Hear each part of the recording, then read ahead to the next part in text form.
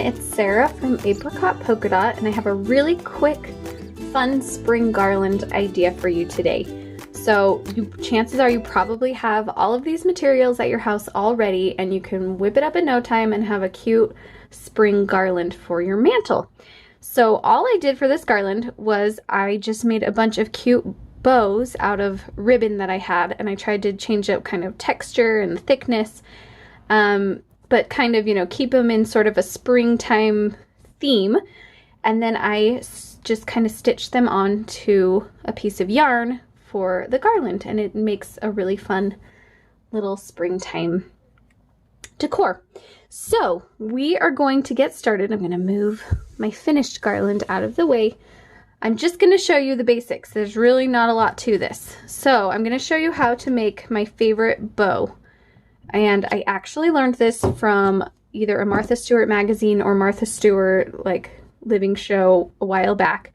But this makes a really perfect bow almost every time. So instead of doing like the wrap around like you would like to tie your shoes, you're actually going to take both ends. You're going to make your bunny ears.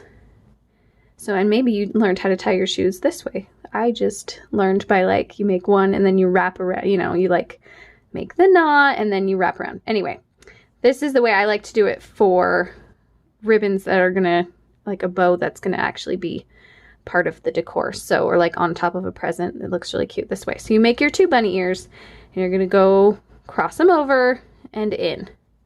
And that's really it. And then you just kind of need to make them kind of even. Ta-da! Look at how perfect that is. You can trim your ends off just so they're even as well, but it makes like a really nice bow from both sides, and it lies pretty flat most of the time. I'm going to show you again with just a thinner yarn as well. So we're going to just cut. Again, also with the cutting, you want to make sure that you have enough yarn to make your bow. If you cut your yarn too short, it will be harder to tie. So you want to make sure it's better to have too much than too little. You can always trim down your ends at the end. So once again, we make two bunny ears, cross them over, pull your bunny ear through, and then just make them a little more even. Ta-da! That one just doesn't, the way it was bent and the yarn skein, it's like kind of being funky, but it'll be fine in a minute. So anyway, so now we've got our two bows, and now I'm going to show you how to string them onto our garland. So I'm using my really big metal yarn darning needle, and I've talked about this on so many videos. Seriously, I use this all the time. This is just a really good thing to have in your craft stash, because anytime you want to make anything out of yarn or stitch anything with yarn, it's really great to have, because it can, the yarn can fit through that eye so well. So we do that, we string our yarn onto our needle. Now I tried actually just like tying these bows onto the yarn initially, but they are top heavy, so they just kept wanting to flip over anytime it was hung up. So I realized that I really did need to sort of stitch these bows onto the garland. And you don't just want to go through the middle, because that is also too top heavy on the yarn. I'm going to just kind of show you.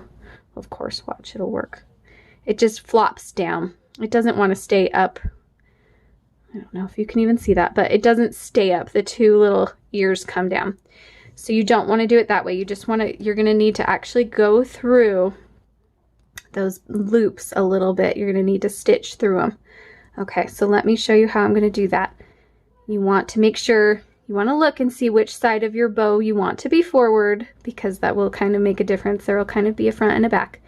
And then I actually just went through, instead of going through the center at all, I'm stitching through the yarn on the two loops.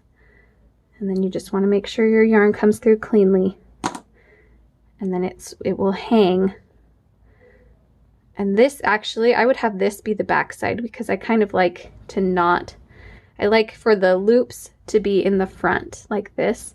And so this would be my back. So now I would just make sure to string all of them like as if this was the back side.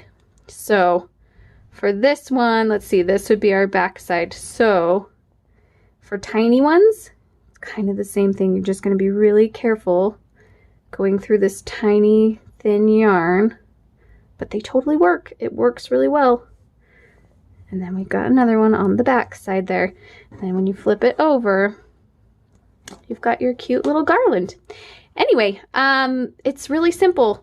Just make sure you make your string long enough for hanging it on your mantle and make as many bows as you want. You can do a whole bunch. You can just do a couple. Anyway, super quick, easy craft. Fun to do when you're stuck at home. And I hope you're all hanging in there, being safe, and I'll talk to you later.